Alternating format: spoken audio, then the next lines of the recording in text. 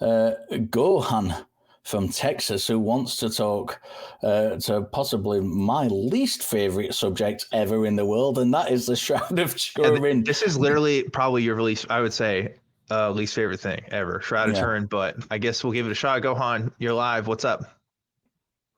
How you guys doing? Very well. Fine, Gohan. Love it. My cat is named Lord Frieza, which is also a Dragon Ball thing. So, I get it. I'm with you on that. Just be careful. Don't let your cat turn on you. I'll keep him at bay. But for now, what do you got for us? So I want to discuss the Shroud of Turin. For a long time, I was a doubter. And recently I've become more of a believer in it. I'm just trying to see if you guys could unconvince me, make me doubt again. Okay, well, you came to the right place because, like I said, Richard is the biggest Shroud of Turin hater I probably have ever met in my life. This man could write a whole book about why the Shroud of Turin sucks. So, Richard, you take this one. I just don't like talking about it because I think it's one of those things where, when some people, I'm going to go and let me take you on a journey. When some people get things like the Coulomb cosmological argument and they sit there and they say, oh, no, not that again. I don't want to talk about that again. I've talked about that a million times and it didn't convince me the first time. And I don't really want to talk about it for the 950 billionth time. That's what I'm like with the Shroud of Turin. Tell me, Gohan, what convinces you that the Shroud of Turin is the burial shroud of Jesus of Nazareth, if that is the claim you're making? Maybe that's a good strategy, Richard, because there's a million reasons why we could say the claims it makes don't work, but we should talk about what claims have convinced you, Gohan, like what makes you a believer of it, so we can talk about those specifically. Sure. So I would have to start by saying the thing that made me doubt the most was the carbon dating. And I still trust the carbon dating. I just think now I'm convinced that it was from a piece of the cloth that has been repaired. And we can get into that or not. And then I would say the main reason that I believe it is not, at least not a painting, I'm not 100% sold it was Jesus's, but I believe almost for a fact that it's an imprint of a crucified man. I don't think it was a painting. There's why do you make that distinction? Sure. So like the bloodstains are on the shroud before the images. So if it was a painting, that means they would have had to put the bloodstains in the correct spot, and then they would have had to paint the body to match up with the bloodstains, which would be incredibly hard to do, like almost unbelievable. That's one reason. Another reason is we know it's not painted. When you look at the fibers of the shroud itself, the image is very, very shallow. So if it was a painting, it would have been much deeper than that. So it looks much more like it was a high intensity radiation for a split second. Where are you getting this information from, Gohan? Well, even before that, like the whole point that people care about. Sorry, Richard, but like you're good. The whole reason why people care about the Shroud of Turin is because it's Jesus, right? Like not just because it's some guy. Like, do you think like it was just some guy and then people lied about it saying it was Jesus? So there's a couple questions that were asked there. I'll go first with like, I am convinced it's Jesus, but not as convinced as I think it is an image of a man that was crucified. I don't think it was painted like that. I'm very convinced of. And it being Jesus, I'm somewhat less convinced, but still convinced. Does that make sense? Does that make sense, Richard? I don't know. Not particularly. I'm still interested in why you think it's not painted. What kind of sources are you using to come up with this information? Or is it just that you just don't think it looks like a painting? No, I wouldn't say yes, it does look like a painting, but there are a couple of things on there that show that is definitely not a painting. One, there's a 3D effect with the image that you cannot get with paintings. Two, if it was a painting, the paint would go further into the fibers than just the first. How do we know how far the painting's gone in? Because it's not, let's be honest, it's not been sufficiently tested. I would love, I think a lot of people would love for the Shroud of Turin to be tested. The Catholic Church will not allow it to happen. And I think if the Catholic Church did allow it to happen, it would probably give us an answer once and for all, which kind of hints at why they might not want this to happen, because it's a bit of a money spinner for them. But I think that I'm not getting this. Which tests are you taking? Are you citing that are saying this isn't a painted artifact?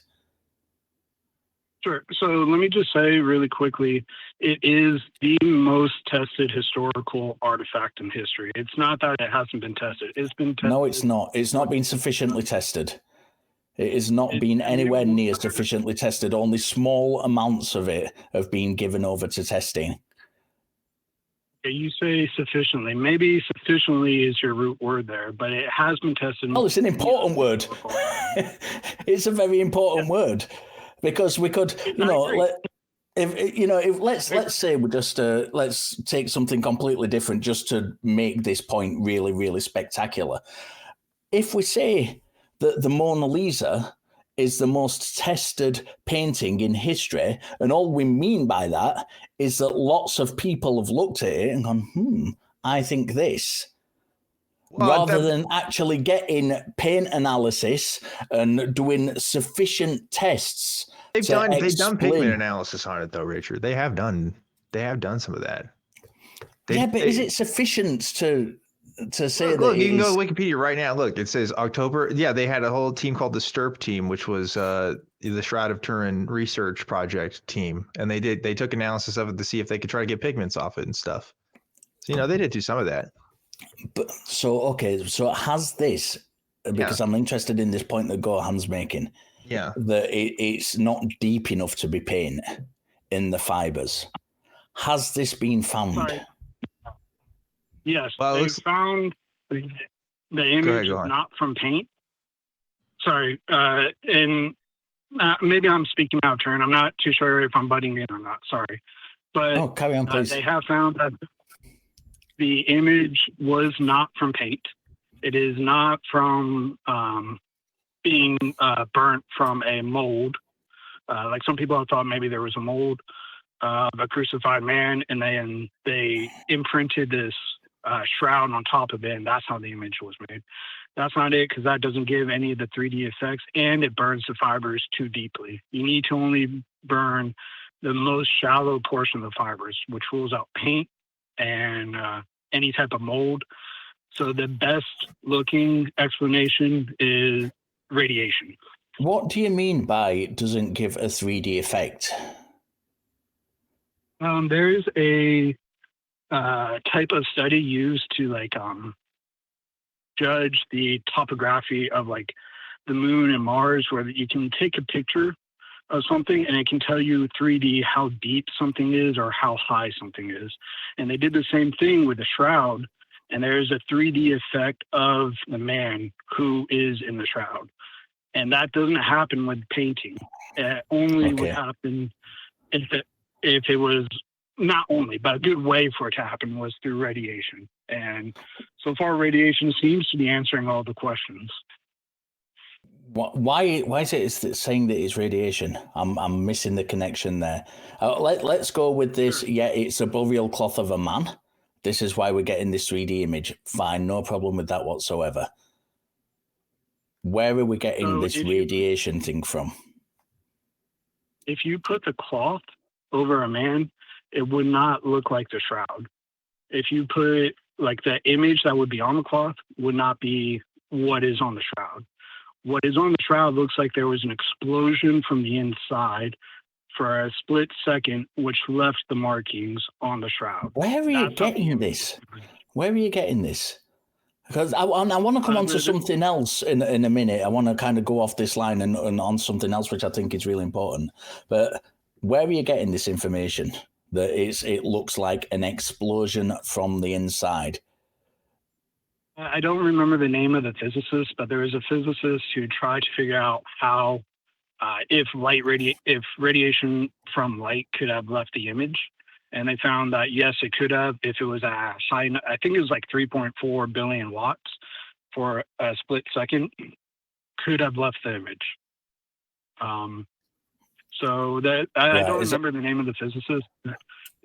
They've tested to see if that's a way it could have been left. And the conclusion is, yes, that is a way that it could have been left. And that would also solve the 3D image issue. So we have a candidate explanation then. Let's say we have a candidate explanation. So let's go back and let's say that it is from I think it was the late 1st century it was dated from, wasn't it? So we've got this. I think it was the that's not what the radiocarbon dating shows. The later dating that people cite that is the late 1st century. I'm not saying I think that is when it's from. I think it's from the Middle Ages, and I'm going to come on to that in just a second. But I'm just for the sake of argument, let's say the older dating that people cite, the late 1st century, is accurate.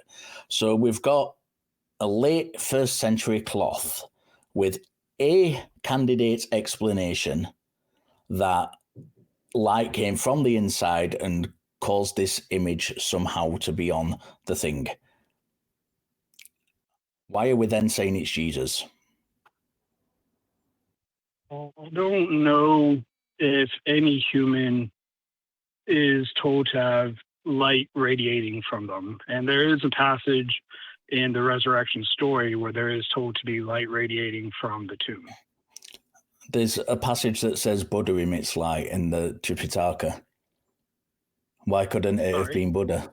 There's a passage that says so look, everything I've been studying this entire Wikipedia articles this entire time everybody's been talking here. Okay, this idea that the people have done these physics things and stuff. I'm not seeing any of that. What I have seen is that people have been tested for the pigments and stuff on there, right, to see if they match up with like paint pigments and stuff and techniques that are used at the time. And what I'm seeing there is that it could be, right, that it could be pigments and stuff, that it doesn't rule it out, right? So I'm not seeing anything on here that suggests that couldn't be what I think is the explanation, what Richard thinks is the explanation, which is this was a fraud perpetuated by somebody in the Middle Ages, right, of a painted, a shroud, right, that somebody made of the face of Jesus. I think I'd had to be dissuaded of that being the most likely explanation in order for me to accept anything else, because to me that seems to fit the most criteria of everything that I've seen that's been tested on it or claimed about it. And I'm certainly not an expert on the Shroud of Turin, but based on what I've seen, that would have to be the most likely thing. That was what I was going to come on to next. Are you aware, Gohan, that and I can't remember the name of the bishop, and it's really frustrating me.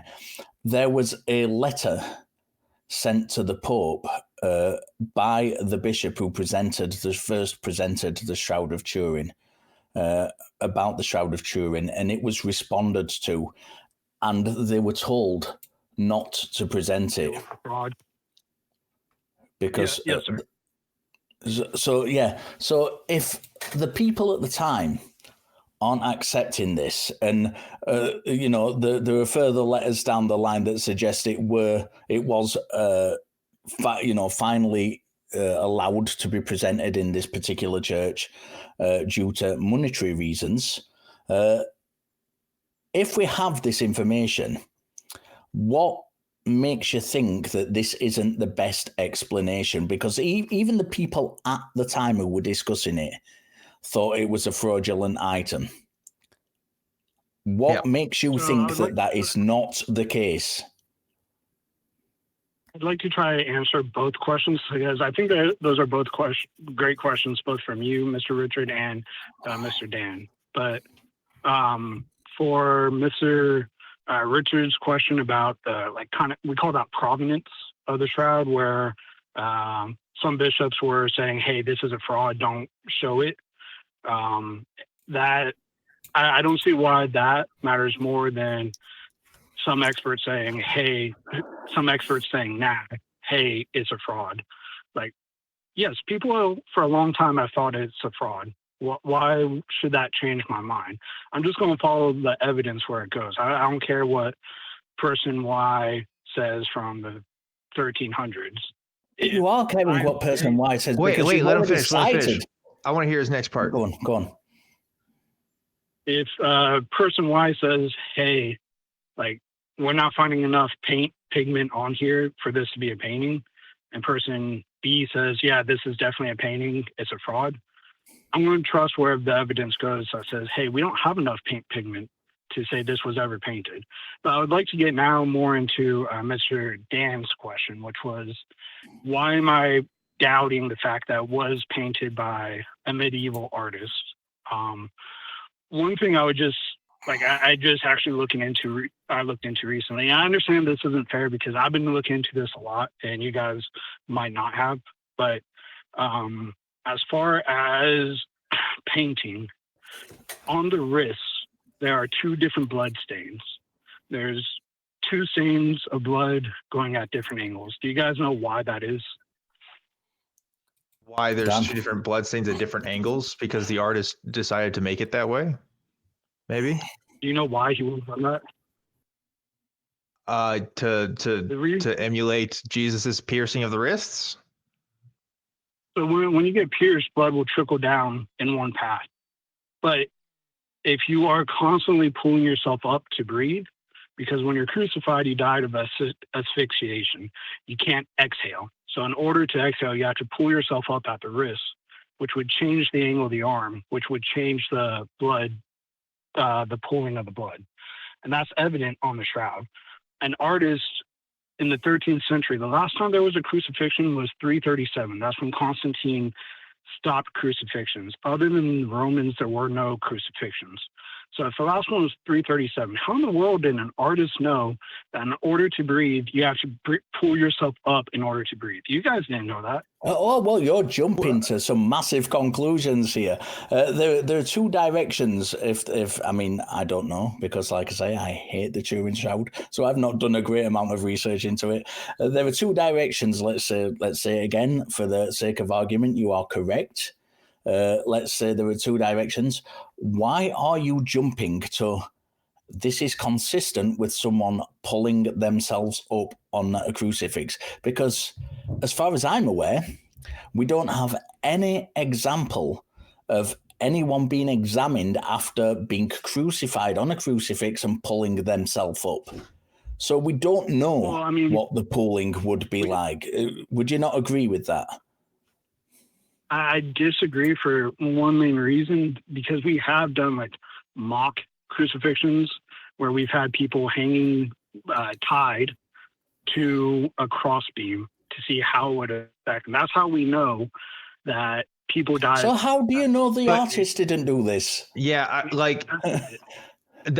what's going to be a stronger argument? What's going to be a stronger argument that an artist maybe either on purpose or by coincidence happened to match up what it would look like on a painting where wrist injuries would have occurred, or the radiocarbon dating that's been done, the experts that have looked at this and concluded that the material on the shroud could be paint, right? Like all these other like methods of like science that are being used to validate this, right? Or to invalidate this, then, an artist happened to get this thing right, because coincidences are always going to be a thing, right? Like there's always going to be some weird details on frauds and stuff, but like that doesn't make them not frauds, right? I mean, looking at the shroud itself, nowadays it just looks like a mess, right? Because it's so old. So it's really hard to be conclusive about, wow, this matches up with this technique of what would have happened with crucifixion, right? I'm gonna be more interested in like what we can do as on a material level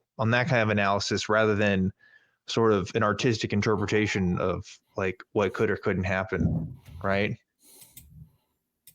I mean, you can only weight the evidence how you weight it. For me, I think that's strong evidence But if you don't think it's strong evidence that, like that's fine. We can kind of go more down the route of, hey, not just the painting, but let's look at the science of what is physically on the painting. Yes, there. We have other callers. I don't know how much more time we have for this call in particular. Johan, I also just want to say that one of the crew members has put in our chat that there was a test done in 2018, an experimental bloodstain pattern analysis was performed on the behavior of blood flows from the wounds of a crucified person. And this is they're saying in there that that's actually different to what you're saying. It's inconsistent with a crucified person. So look, it's one of those things, the Turin Shroud, where it either floats your boat or it doesn't. I find it entirely uninteresting. And I think maybe it's also one of those things which divides opinion. The question we have to ask is this proof of Jesus' crucifixion? That is the main question I think we have to ask. And I don't think we have enough evidence to say that. And it might have been, it sounded glib for me saying, well, what about the Buddha? He's supposed to have emitted light. But Jesus is not the only person in history who is supposed to have emitted light. Jesus is not the only person in history who's supposedly been crucified and resurrected afterwards, or killed and resurrected afterwards. We have lots and lots of candidate explanations, and I just don't think it's strong enough. And this is why I find it uninteresting as an argument, because I just don't think it's strong enough to be interesting as an argument. Dan, any thoughts from you? Well, I just like, again, I'm not an expert on Shroud of Turin. It's been a while since I looked at this stuff. I mean, they've definitely done testing on it. They've definitely had inconclusive results about a lot of the material, because what we're looking at is such a specific artifact and it's so old, and there's only so much you can do with like what's been given, right? Plus, it's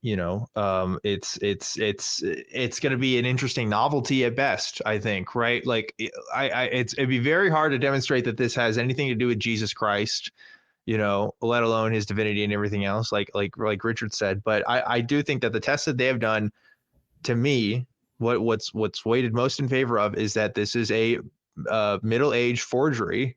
And I think that's what I'm going to be sticking with, unless I find compelling evidence otherwise. I don't think arguments of artistic, sort of pre-knowledge of what crucifixion would be like, that doesn't sway me as much as like radiocarbon dating or like pigment testing and stuff, right? So I'm going to be looking into the material science and what that has to say about the object.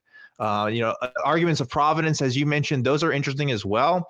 You're right; they could go either way. Just because one person's opinion at the time, like, had an opinion, that bishop could be wrong. It could actually be Jesus's thing, right?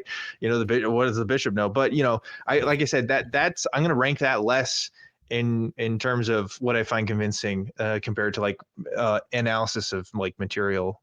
Right. So that's all I got on it, but we should probably get moving here, because we got more calls in the bank, and we appreciate your time, Gohan. We can, talk more on a different day. Yeah, thanks for the call. And like I say, you probably just got the wrong day. It's not a thing that floats my boat at all. I'm just being number one hater, Shroud of Turin hater right here.